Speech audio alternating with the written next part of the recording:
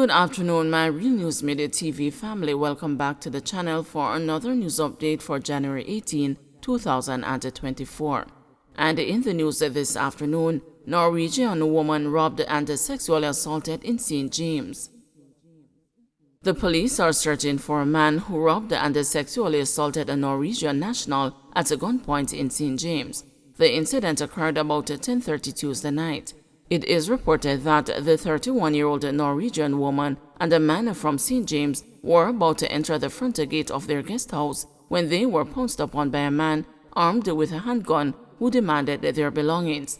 The woman handed over 1,500 Jamaican dollars. The gunman then ordered both the complainants into the yard of the St. James Parish Church, where he placed the man face down in bushes. He then sexually assaulted the woman. The suspect then escaped on foot. Jackson frustrated as a motion on ATM issues thwarted in Parliament. Opposition Member of Parliament Fitz Jackson has expressed frustration that his efforts to get approval for his private member's motion on the pervasive challenges of malfunctioning automated teller machines were again thwarted in the House of Representatives on Tuesday.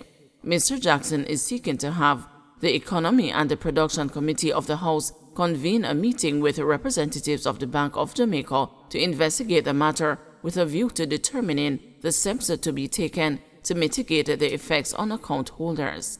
He said the leader of government business and the Speaker of the House refused to take up the motion during Tuesday's sitting. The motion, he complained, was deferred for consideration at a later sitting, despite the absence of compelling business on the House's agenda. It is totally unacceptable that the leadership of the House found it so inconvenient that it refuses to deal with a matter which is of tremendous urgency and affecting thousands of our people. The matter would take less than 5 minutes of the Parliament's time, the MP bemoaned.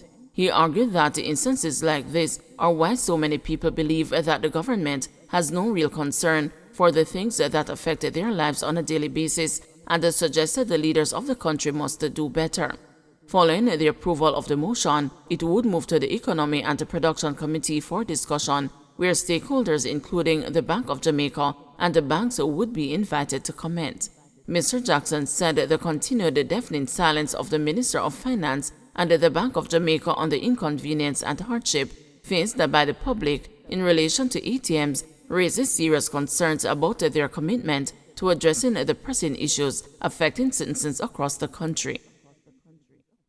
NCB says Centurion's losses refunded.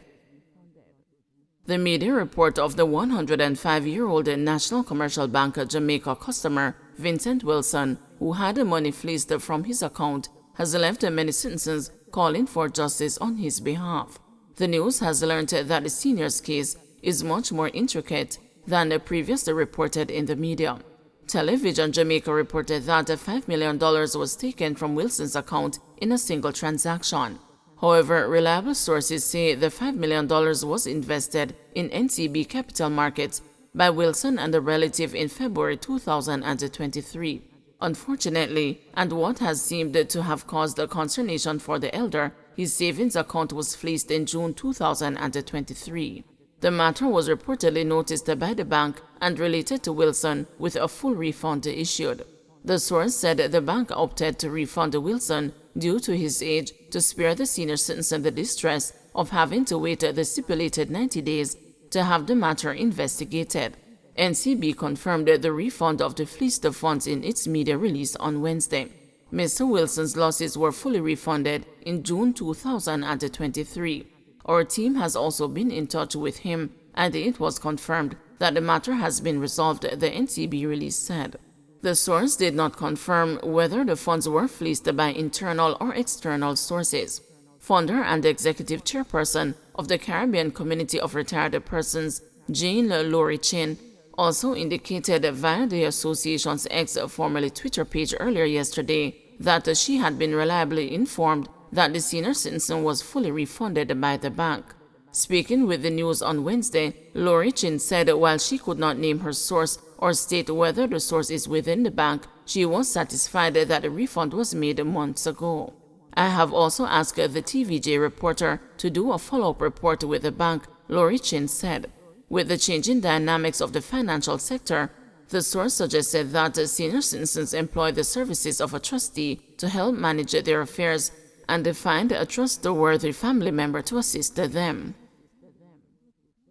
21-year-old accused of fraud in car deal offered a $400,000 bail. A 21-year-old Spanish town woman accused of fraud in a motor vehicle deal was on Tuesday granted $400,000 bail in the St. Catherine Parish Court. Tanika Williamson, who is charged with obtaining money by means of false pretense, was ordered to report to the Spanish Town Police Station twice weekly and reappear in court on March 1.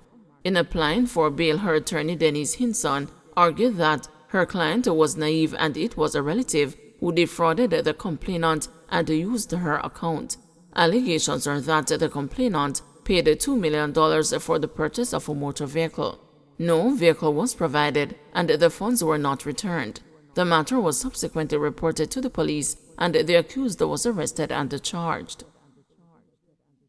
Portland man charged with larceny over discovery of stolen cars. The Portland police Wednesday charged a 34-year-old man in connection with the discovery of 2 stolen vehicles.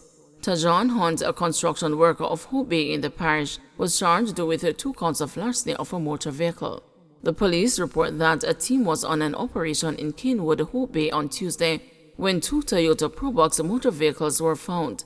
Checks revealed that one of the cars was stolen in St. Thomas on October 16, 2023, with the other reported stolen from Sherwood Forest, Portland on December 3, 2023. The police say the stolen car from December was dismantled and the chassis number was erased. Hunt was arrested in relation to the discovery. He was subsequently charged the following day after being questioned in the company of his lawyer. His court date is being finalized. No bail for accused in counterfeit money case. A corporate area man aired his frustration before Chief Parish Judge Chester Crooks on Wednesday, stressing that he has spent almost 6 months in custody for a crime he did not commit. "Me tired of this man. A panic grung me off his sleep. I true you no know. Me paying up from every angle. Me tired of this man." The accused man, Anthony Heron, related. Heron was taken into custody on September 22, 2023, following a joint police-military operation at a premises in Kingston 11.